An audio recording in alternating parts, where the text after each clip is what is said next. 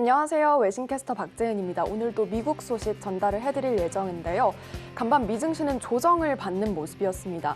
또다시 국제유가가 급등을 하면서 인플레이션이 촉발될 우려가 커지고 있는데요. 자세한 내용 살펴보도록 하겠습니다. 3대 지수 흐름부터 살펴보시죠. 먼저 다우존스는 1.29% 밀린 34,358선에 나스닥도 1%대 밀렸고요. S&P 500은 1.23% 빠진 채로 마무리를 지었습니다. 이어서 기술주 흐름 살펴보도록 하겠습니다. 네, 일단 애플부터 살펴볼 텐데요. 영국의 핀테크 업체 크레딧 쿠도스를 인수한다는 소식이 들려왔습니다. 이에 따라서 0.82% 오른 170달러 선에서 거래 마쳤고요. 마이크로소프트는 1.5% 밀리면서 거래 마쳤습니다. 알파벳 A는 1.14% 빠지면서 2,765달러 선으로 거래 마쳤습니다. 다음 장도 확인해 보시죠. 네, 일단 아마존은 0.9% 밀리면서 3,268선으로 거래를 마쳤는데요. 터키에 물류기지를 설치할 것이라는 소식이 들려온 점 확인하시면 좋을 것 같습니다. 이어서 테슬라는 0.52% 오르면서 999달러 선으로 거래를 마쳤습니다. 엔비디아도 살펴볼 텐데요. 매크로 불확실성에도 불구하고 강력한 성장 동력을 갖고 있다는 평이 나왔습니다. 하지만 3.36% 밀리면서 256달러 선으로 거래 마치는 모습이었습니다. 다음 장도 살펴보시죠. 네, 변동성 지수부터 체크를 해보시면 2.75% 오르면서 23포인트 선으로 거래를 마쳤고요. WTI가 5%대로 급등을 하는 모습이 연출이 됐습니다. 114달러 선으로 거래를 마쳤는데 러시아산 원유가 하루에 100만 배럴 줄어들 것이다 라는 소식이 나온 점 확인이 필요합니다. 또 골드는 0.8% 오르면서 1,937달러 선으로 거래 마치는 모습이었습니다. 다음 장 특징주 확인해 보도록 하겠습니다. 네, 간밤 실적을 발표한 종목부터 먼저 체크를 해볼 텐데요. 제너럴 밀즈는 2.47% 오르면서 64달러 선으로 거래를 마쳤는데 자택 내 취식 수요를 바탕으로 컨센서스를 상회하는 실적을 발표를 했습니다. 위니바고 인더스트리도 체크를 해보시면 11%대 급락세를 시현하는 모습이 나타났는데요. 강력한 수요가 가격 인상에 기인한다라는 얘기가 나왔고 컨센서스를 상회하는 실적을 발표를 했지만 안타깝게도 주가는 밀리는 모습이 포착이 됐습니다. 다음 어도비도 보겠습니다. 9%대 급락세를 시현을 했는데요. 컨센서스를 상회하는 실적을 발표를 하긴 했지만 러시아의 사업 중단으로 인해서 좀 매출에 타격이 불가피한 것으로 보여지고 있습니다. 이에 따라서 반복 매출 가이던스를 하향 조정한 점이 주가에 부담을 준 것으로 보여지고 있습니다. 네, 이어서 살펴보도록 하겠습니다. 에너지 섹터 흐름 볼 텐데요. 간밤에 국제유가가 다시금 급등을 하면서 상승 흐름 나타냈습니다.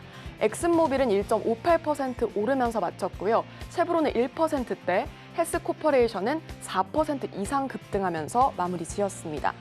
네, 이렇게 특징주 흐름까지 살펴봤고요. 간밤에 나왔던 소식들 하나하나 체크를 해보도록 하겠습니다.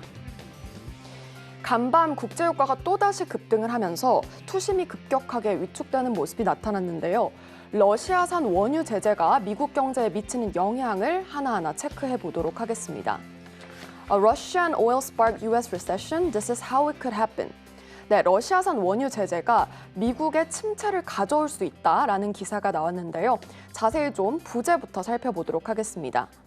Dallas Fed report says Russian oil sanctions could boost inflation and drive economy into a ditch라고 밝혔는데 달러스의 이 연준 보고서에 따르면은 러시아산 원유 제재로 인해서 인플레이션이 더 부추겨지고 또한 경제가 도랑에 빠질 수 있다라는 내용이 나온 겁니다.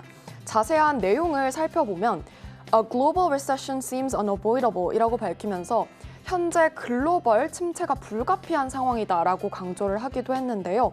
그 배경을 좀 살펴보도록 하겠습니다. 자세한 내용을 좀 보도록 할 텐데요.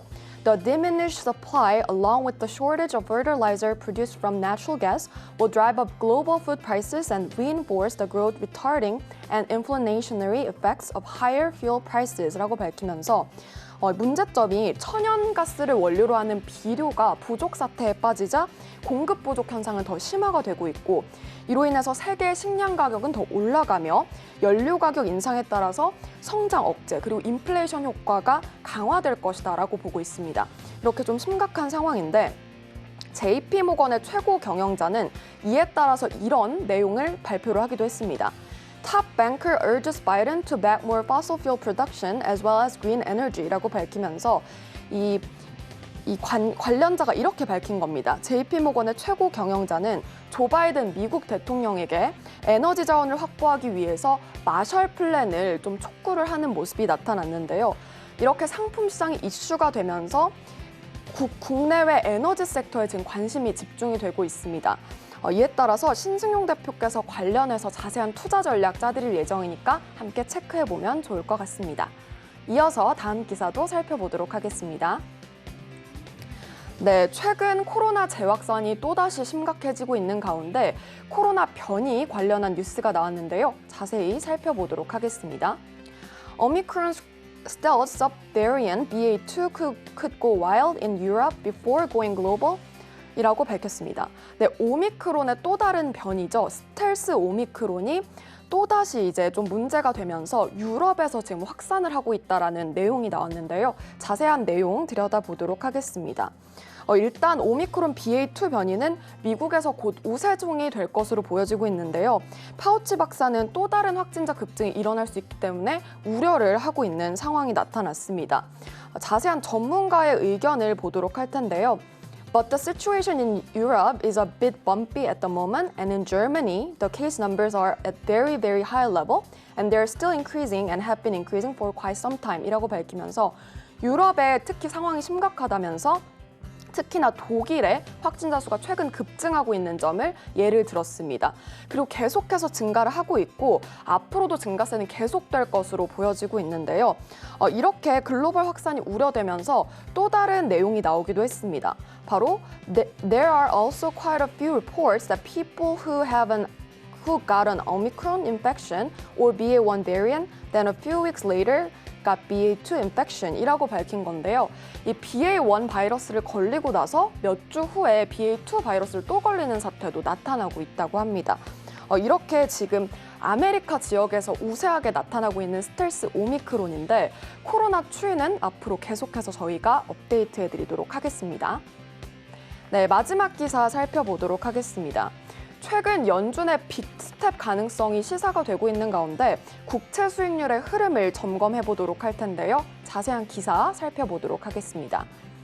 Treasury yields slip from 2019 highs as more Fed officials point to need for a 50 basis point rate hike. 네, 이 간밤에 국채 수익률이 하락하는 모습을 나타냈는데 2019년에 최고치를 찍고 나서 지금 또 다시 내려왔다는 소식이 나타났습니다. 이 배경으로는 50bp 인상을 꼽을 수가 있는데요. 자세히 살펴보도록 하죠. 네, 간밤 연준 위원들이 50bp 인상에 대해서 좀 많은 가능성을 시사를 했는데 그럼에도 불구하고 국채 수익률은 하락하는 흐름이 나타났습니다. 지난 화요일에 최고치를 찍은 이후에 지금 또 감소를 한 건데요. 자세한 내용을 좀 들여다보면은 샌프란시스코 연은 총재는 이렇게 밝혔습니다. Everything is on the table 이라고 밝힌 건데 5월에 FOMC 회의에 아직은 좀 협상의 여지가 남아있다라고 강조를 한 겁니다.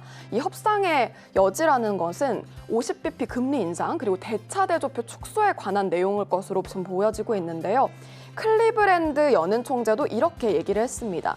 The Fed will need to do some 50 basis point rate hikes라고 밝히면서 아마도 상반기쯤에는 50bp를 올리는 것이 몇 번 좀 진행이 돼야 될 수도 있다라고 강조를 했고 또 시장은 Markets can handle 이라고 밝히면서 시장은 견뎌낼 수 있다, 잘 대처할 수 있다라고 컨트롤할 수 있음을 시사를 했습니다. 이렇게 금리 인상과 대차 대조표 축소를 동시에 언급하는 발언이 나왔는데 연준의 긴축 기조에 따라서 확실히 시장 위축이 될 수가 있고 투자자들이 어떻게 투자를 해야 할지 좀 고민이 많이 되실 것 같은데요. 잠시 후에 이재선 연구원께서 시장 자세히 분석해드리도록 하겠습니다. 지금까지 외신 브리핑이었습니다.